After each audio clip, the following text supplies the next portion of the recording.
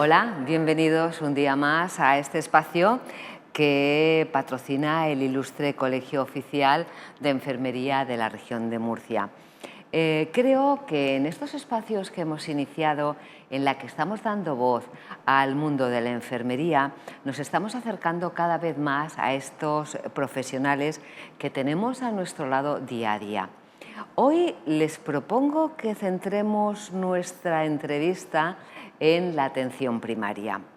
Es sin duda esta la que tenemos más conocida, más reconocida y probablemente más cerca. ¿Por qué? Porque esas enfermeras de atención primaria son las que realizan las curas, porque son las que hacen las extracciones de sangre, porque son las que controlan la diabetes y la hipertensión, porque también en un momento determinado son las que tienen que hacer las salidas fuera cuando el enfermo o el paciente no puede acercarse al centro de salud.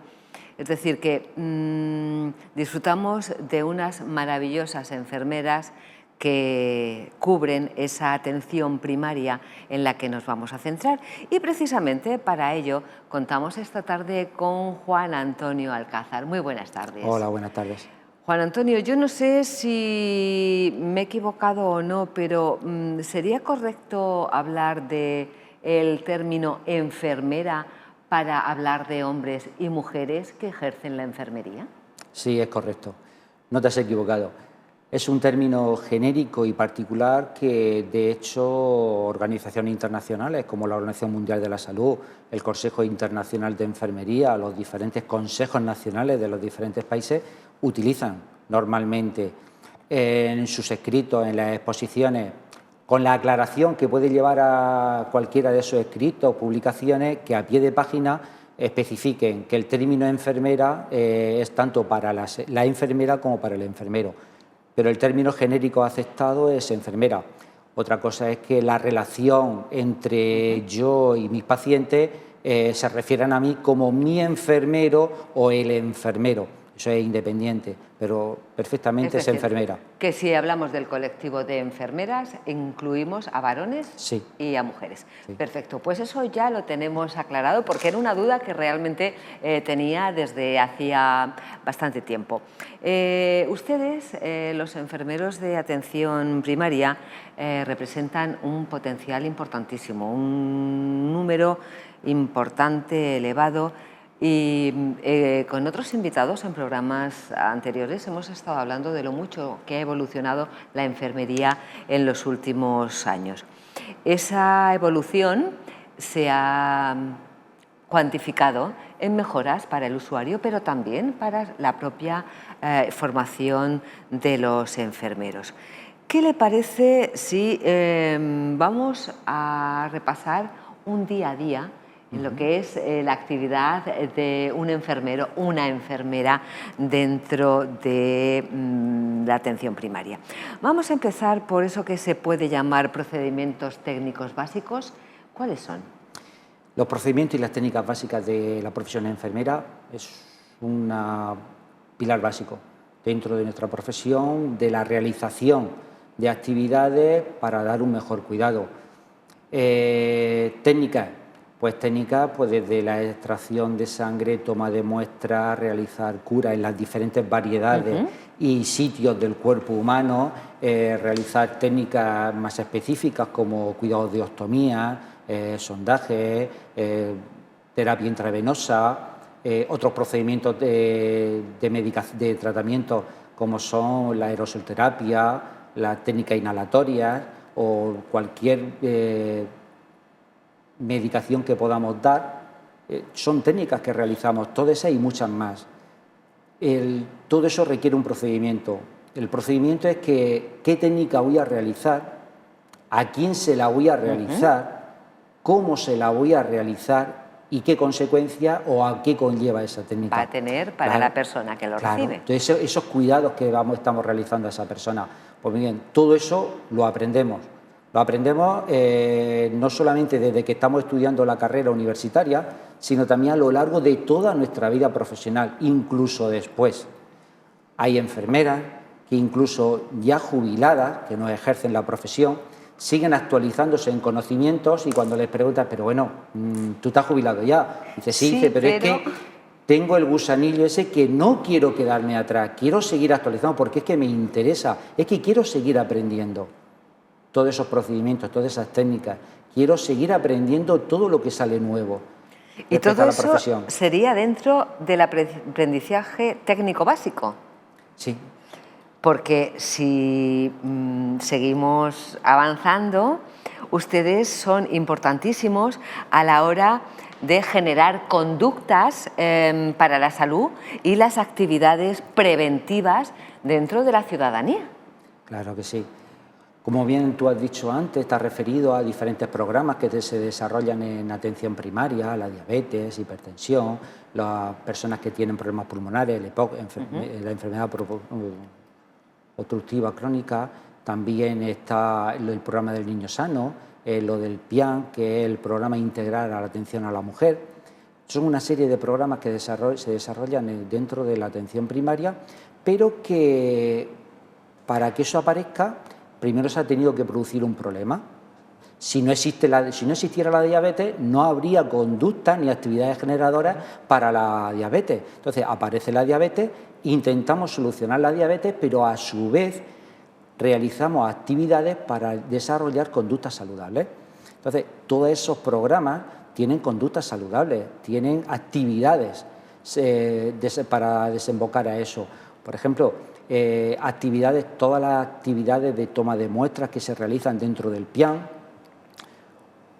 técnicas que realizamos a la hora de, por ejemplo, el test de Findris. El test de Findris es un test que se realiza a pacientes 45 o 50 años en adelante para determinar la probabilidad de padecer la diabetes en los próximos 10 años. Es como el anticipo o la prevención para saber que lo puedes tener. Tenemos el programa de diabetes por el problema de la diabetes. Tenemos una actividad que es realizar el test, que eso desarrolla una conducta saludable. Ajá. Que es que conforme yo te realizo el test, eso se pasa a unas tablas que nos dan unos tantos % de la probabilidad y puede ser bajo, mediano, moderado o alto. Entonces, dependiendo en el grado en el que estés, yo voy a realizar contigo una serie de actividades que van a llevar a tener tú una conducta saludable. Claro, entonces intentar que esa enfermedad, en este caso esa diabetes,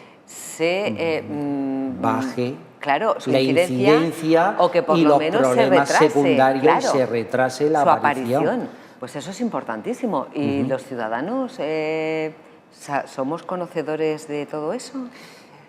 Mayoritariamente querría decir que no. Son propuestas que se realizan dentro del Servicio Murciano de Salud, dentro de la atención primaria y poco a poco se van expandiendo. Entonces, como la piedra que tiras en el lago y la onda se va expandiendo a toda la región. Ajá. Y conociéndose toda la gente. Si tú no visitas al médico, es muy difícil que tú lo sepas. También tenemos un hándicap, que es que mayoritariamente que nos visita son los pacientes que ya tenemos captados. Cuesta mucho trabajo captar a la gente, a la población, para que acuda y se realice, por ejemplo, este tipo de test. Sí, cuando simplemente es por prevención, cuando realmente no tiene ninguna patología ni nada que les obligue a visitar ese centro. Pues señores, escuchen que es importante. Prevención para la diabetes no es ninguna tontería y nos puede solucionar muchos problemas a la vuelta de unos pocos años. Y seguro que son normas, instrucciones muy sencillas y que cualquiera puede seguir. Sí. De hecho, mi centro de salud, una de las campañas que realizamos, pusimos unos carteles diciendo: ¿quieres saber si puedes o si vas a poder padecerla? Y pusimos los test para que cada uno lo cogiera y se lo rellenara. Pues más fácil imposible. Sí. Eso es lo que realizamos dentro del centro de salud, pero ¿y fuera del centro de salud? Claro. Fuera del centro de salud hay un mundo impresionante, maravilloso para poder trabajar con él, salir a la calle, trabajar con la comunidad, trabajar con los centros de mayores, con las asociaciones, con los centros de la mujer, realizando pues charlas, talleres, conferencias, conjuntamente con ellos. ¿Algún colegio, algún instituto con los más jóvenes? Claro, ¿no? Claro. si una tercera parte de nuestra vida aproximadamente nos la pasamos en instituciones educativas, qué mejor que en ese sitio, en ese caldo de cultivo de enseñanza, intervenir para que de mayores tengan conductas saludables. Claro, porque además dicen que cuando lo que aprendemos siendo niños es algo que mantenemos el resto de nuestra vida. Sí, es cierto. De hecho, la Comunidad Autónoma, el Servicio Murciano de Salud, Consejería de Sanidad y Ayuntamientos pues, han puesto en marcha diferentes programas como el Argos, Altacán, el PERSEA, que son programas que van dedicados a la enseñanza, a la prevención por drogodependencia, alcoholismo, en las primeras relaciones sexuales y además de eso una tuerca más, una vuelta de tuerca más, mejor dicho, y es que, por ejemplo, centros de salud están saliendo a los centros, no solamente para estos temas de programas ya instaurados, sino también para enseñar a los niños desde 3 años hasta 6º de primaria, inclusive a los profesores y a los padres, talleres de RCP básica. Es fundamental. Es aprender la reanimación cardiopulmonar básica, es aprender qué es lo que tienes que hacer en unos primeros auxilios. Es importantísimo aprender qué es lo que tienes que hacer cuando una persona se atraganta. Es muy importante saber cómo saber utilizar correctamente el 112. Y reaccionar a tiempo. Y reaccionar a tiempo. Eso puede salvar una vida. Mucho. O muchas vidas. Mucho. Es decir, que dentro y fuera. Y dentro y fuera. Mejor todavía. Y en cuanto a la promoción del cuidado, el autocuidado y el seguimiento que se puede hacer a esa persona o a esas personas que están relacionados con su mundo, a la enfermería. Los pacientes son maravillosos. No solamente le puedes enseñar tú, sino aprendes de ellos. Es una comunicación, una transmisión, feedback de conocimiento. El autocuidado, como tal nombre tiene, es la actividad que desarrolla cada persona para mantener o mejorar su salud. Hay diferentes tipos de niveles de autocuidado. Hay los cuidados que se dan a personas que son totalmente dependientes, las que son parcialmente dependientes y las que son totalmente autónomas. Entonces, eso es una relación y un acuerdo que tiene que tener la enfermera con su paciente para llevar a cabo esa serie de actividades. Verdaderamente a una persona que es totalmente dependiente, en estado vegetativo o casi vegetativo, diríamos que es imposible. Todavía se acentúa mucho más el autocuidado por parte del profesional de enfermería, de la enfermera.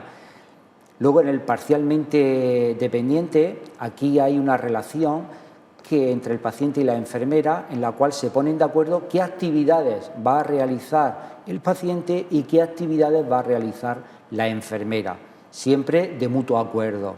Y luego el que es independiente es un sistema de ayuda, educación, en el cual la persona que viene a la consulta, junto con el profesional, determinan y planifican una serie de actividades a lo largo del tiempo para que esa persona siga manteniendo ese estado de salud o incluso mejore. Todo eso conlleva el que establecer una relación con esa persona que algunas veces trasciende el hecho de la relación enfermero-paciente. Llega a la amistad. Yo me quiero imaginar que hay momentos en que se producen situaciones complicadas cuando un paciente le han diagnosticado una enfermedad. No todos lo afrontamos de la misma forma.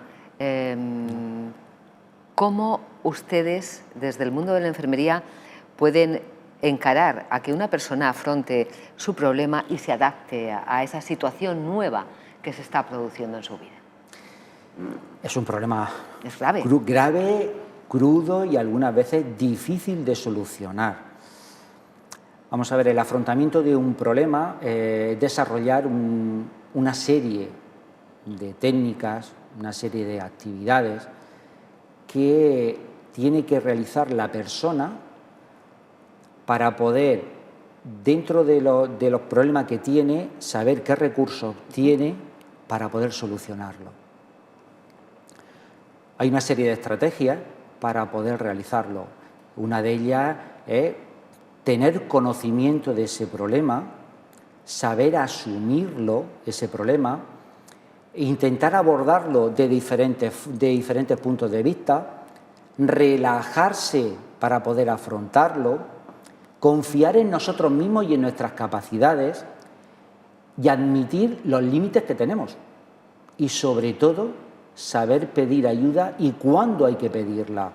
No dejar pasar el tiempo, hacer la técnica del avestruz, esconder la cabeza y dejar y dejar. Sí, que el problema y dejar. No se va a solucionar por él solo. No. Hay que afrontar ese problema. Entonces, ese afrontamiento de ese problema con diferentes técnicas hace que nos lleguemos a adaptar a él. Actualmente, y conforme va avanzando la sociedad, va envejeciendo. Y dos de los grandes problemas que tiene una persona mayor es su problema de salud, estar bien y sobre todo ser independiente. No tener que depender de nadie para su actividad diaria. Es duro el que una persona mayor que ha sido independiente, sus hijos han hecho su vida cada uno, por regla general está sola, que de la noche a la mañana se meta una persona a cuidarla, extraña, me invaden mi terreno, me invaden mi intimidad. Claro, pero además no puedes tampoco dejar a esa persona sola, dado que tiene unas carencias con las que antes no contaba. Por lo tanto, ese afrontamiento ante ese problema, trabajando con esa persona para que lo afronte, ver las diferentes posibilidades que tiene para que se adapte a esa nueva situación. Uno de los ejemplos también muy claros es las mujeres que han sido intervenidas de cáncer de mama, la ilusión, las ganas de vivir, el planteamiento que hacen de nuevo de la vida, el afrontar la situación actual que tienen en esos casos, es envidiable, es impresionante. De hecho, aquí uno de los ejemplos que tenemos en la región de Murcia son las dragonas del Mar Menor. Es cierto, es cierto. Treineras. De hecho, la han felicitado todas las asociaciones y clubes de treineras del País Vasco, del norte de España, felicitando esa idea, ese empuje que tiene. Esas ganas. Esas ganas de vivir y de ser positiva ante esas situaciones. Eso es afrontar, un afrontamiento, es afrontar ese problema y adaptarse a él y vencerlo.